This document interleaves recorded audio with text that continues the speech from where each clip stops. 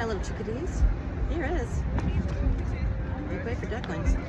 Sorry, it's not how I wanted it, but away we go. Mr. and Mrs. Mallard were looking for a place to live, but every time Mr. Mallard saw what looked like a nice place, Mrs. Mallard said it was no good. There were short foxes in the woods or turtles in the water, and she was not going to raise a family where there might be foxes or turtles. So they flew on and on. When they got to Boston, they felt too tired to fly any further. There was a nice pond in the public garden with a little island on it.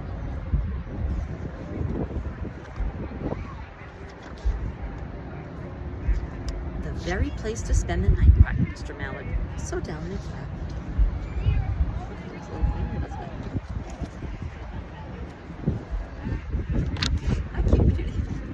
Next morning, they fished for their breakfast in the mud at the bottom of the pond, but they didn't find much.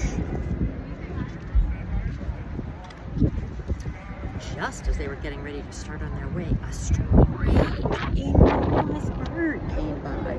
It was pushing a boat full of people, and there was a man sitting on his back. "Good morning," quacked Mr. Mallard, being polite. The big bird was too proud to answer, but the people on the boat threw peanuts into the water. So the Mallards followed them all around the pond and got another breakfast, better than the first. And if you look way back, you can see the swan boats way in the back. "I like this place," said Mrs. Mallard as they climbed out on the bank and moved along. "Why don't we build a nest and raise our ducklings right in this pond? There are no foxes and no turtles, and the people feed us peanuts. What could be better?" "Good," said Mr. Mallard, delighted that at last Mrs. Mallard had found a place that suited her. But "Look out!" squawked Mrs. Mallard, all of a dither. "You'll get run over." And when she got her breath, she added, "This is no place for babies with all those horrid things rushing about. We'll have to look someplace else."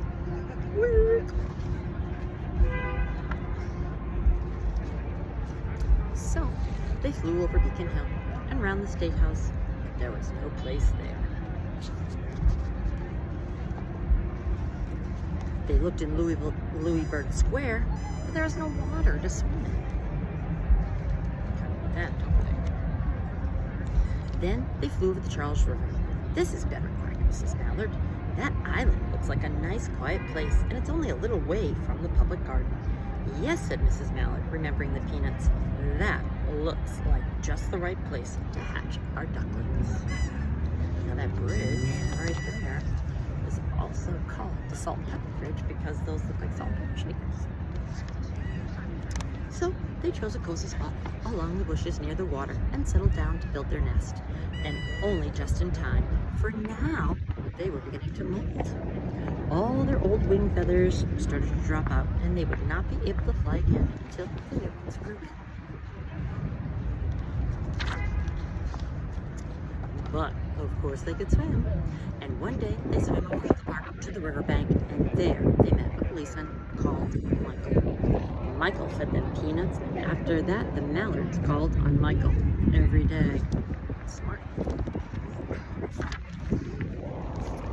After Mrs. Mallard had laid 8 eggs in the nest, she couldn't go to visit Michael anymore because she had to sit on the eggs and keep them warm.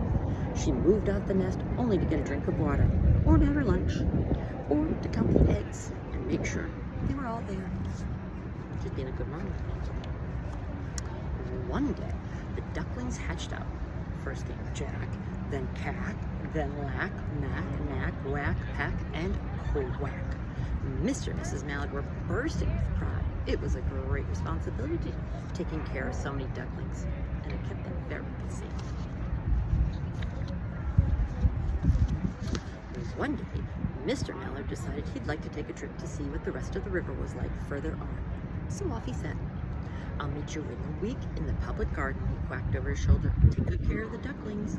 "Don't you worry," said Mrs. Mallard. "I know all about bringing up children." And she did. She taught them how to swim and dive. She taught them to walk in a line, to come when they were called, and to keep a safe distance from bikes and scooters and other things with wheels. When at last she felt perfectly satisfied with them, she said one morning, "Come along, children, follow me." Before you could wink an eyelash, Jack, Cack, Lack, Mack, Knack, Whack, Pack, and Quack fell in line, just as they had been taught. Mrs. Mallard led the way into the water, and they swam behind her to the opposite bank. Mrs. Mallard stepped out to cross the road. Honk, honk, went the horns on the speeding cars. Quack, went Mrs. Mallard as she tumbled back again. Quack, quack, quack, quack, went Jack, Cack, Lack, Mack, Knack, Whack, Pack, and Quack, just as loud as their little quackers could quack.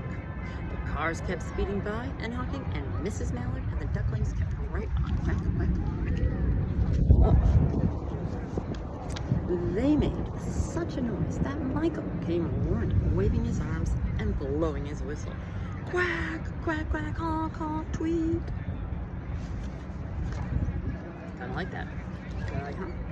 He planted himself in the center of the road, raised one hand to stop traffic, and then beckoned with the other, the way that policemen do, for Mrs. Mallard to cross over. As soon as Mrs. Mallard and the ducklings were safe on the other side and on their way down Mount Vernon Street, Michael rushed back to his policeman. He called Clancy at headquarters and said, "There's a family of ducks walking down the street." Clancy said, "Family of what?" "Ducks!" yelled Michael. "Send a police car, quick."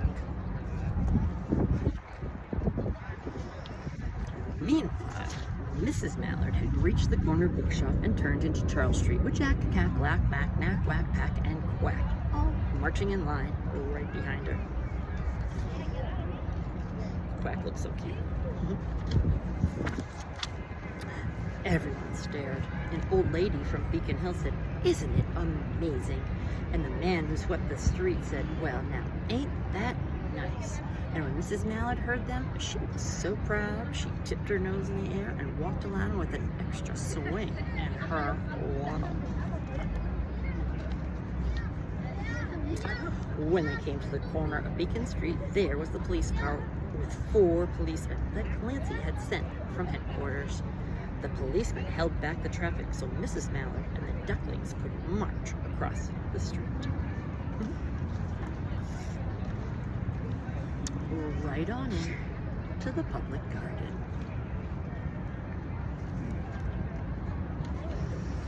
Inside the gate, they all turned around to say to the policeman. The policeman smiled and waved goodbye. When they reached the pond and swam across to the little island, there was Mr. Mallard waiting for them, just as he had promised.